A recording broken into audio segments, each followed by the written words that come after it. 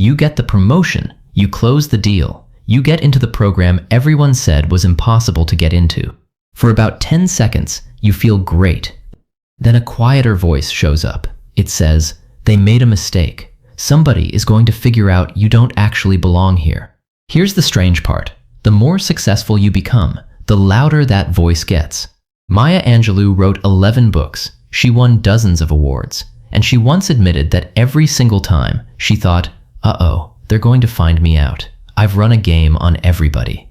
If one of the greatest writers in American history felt like a fraud, what does that tell you about the voice in your own head? Stick around, because the answer isn't what you think. Think about the last time you did something genuinely impressive. Did you feel proud?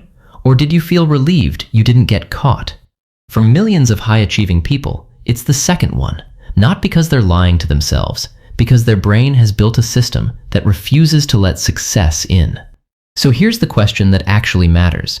Why does competence feel like danger? Why do the smartest, hardest working people in the room often feel the least entitled to be there? That's not a coincidence. It's a documented psychological pattern, and it has a name. In 1978, two psychologists, Dr. Pauline Clance and Dr. Suzanne Eames, studied 150 highly successful women, PhDs, executives, women who had objectively earned their place. Almost all of them privately believed they had fooled everyone into thinking they were competent. Clance and Eames called it the imposter phenomenon. Notice they didn't call it a syndrome. That was deliberate. A syndrome implies something is medically wrong with you. A phenomenon means it's a reaction, a completely normal brain doing something predictable under pressure. That distinction matters more than people realize. But here's where it gets interesting. This feeling isn't random. Psychologists have mapped it into a repeating loop, and it usually shows up as 4 behaviors researchers call the 4 Ps. Perfectionism, working far past what the task requires. Paralysis, freezing before you even start. People-pleasing, chasing approval to quiet the doubt. Procrastination, rushing at the last second, so failure has a built-in excuse.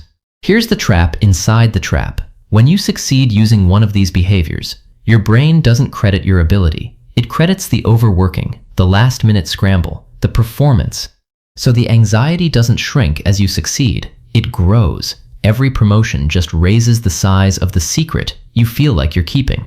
Picture a woman named Isayama, raised in a household where excellence wasn't optional. She gets accepted into Harvard, not once, twice, into 2 different programs. By every external measure, this is the peak of achievement. But sitting alone with the acceptance letters, she doesn't feel triumphant. She feels exposed, like the admissions committee hasn't found her out yet, but they will. That gap between what the world sees and what she feels is the entire disorder in one image. 2 acceptance letters on the table, one version of her, celebrated by everyone she knows, another version, quietly convinced. This is the moment the mistake finally gets discovered. Both versions are looking at the exact same evidence. Only one of them is reading it correctly. Now something surprising happens. Researcher Dr. Valerie Young discovered this feeling doesn't look the same in everyone. She identified 5 distinct competence archetypes, 5 different rulebooks people use to secretly disqualify themselves. The perfectionist believes one flaw equals total failure. The expert believes they must know everything before they're allowed to speak. The natural genius believes that if something requires effort, it proves they're not actually talented. The soloist believes asking for help is proof of weakness. The superperson believes they must excel at every role, all at once, without cracking. Different masks, same underlying belief that competence has to be constant and effortless, or it doesn't count. This is where most videos on this topic stop. But there's a twist researchers only uncovered recently, and it flips the entire narrative. A study out of MIT, led by Dr. Basima Tawfik, found something nobody expected. People who privately feel like frauds are often better at their jobs, specifically, better with people. Because they're quietly worried about being exposed, they pay closer attention, more eye contact, more validating language, more careful, deliberate communication. In a study of physicians, doctors who scored higher on imposter feelings were rated by patients as having significantly better bedside manner, and their diagnostic accuracy didn't drop at all. The very discomfort that feels like a weakness is quietly functioning as an empathy engine. Think about that for a second. The same fear that keeps you up at night, the fear of being exposed as not good enough, might be the exact thing making you a better coworker, a better doctor, a better friend. It's not just anxiety. It's a warning system, permanently switched on, scanning for anything that might let someone down. That vigilance shows up as kindness before it ever shows up as a diagnosis. There's another layer. Where does this pattern actually come from? Sometimes it starts at home. One sibling gets labeled the smart one, another the creative one, and suddenly your worth feels conditional on maintaining a role. Sometimes it's cultural. Norway has a concept called janteloven, the unspoken rule that you're not allowed to think you're better than anyone else. Australia has tall poppy syndrome, cut down whoever grows too tall. Both create a real, learned fear of standing out. And sometimes, this part matters. It isn't distortion at all. Researchers Jodi Ann Bury and Ruchika Tulshin have argued that when someone is the only person of their background in the room, constantly having their competence quietly tested, feeling like they don't belong, isn't a psychological flaw. It's an accurate read of a biased environment. Not every imposter feeling is irrational. Some of them are your brain correctly detecting an unfair system. That's an important distinction to sit with. It means the fix isn't always internal. Sometimes the healthiest move isn't reframing your thoughts. It's naming the system that manufactured them in the first place. So where does that leave you? Maybe you're the perfectionist, discarding good work over one small flaw. Maybe you're the natural genius, quitting the moment something finally requires real effort. Maybe you're just tired of feeling like the only person who doesn't know what they're doing.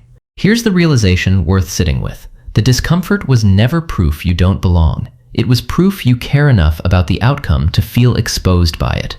This changes everything about how you respond to the feeling.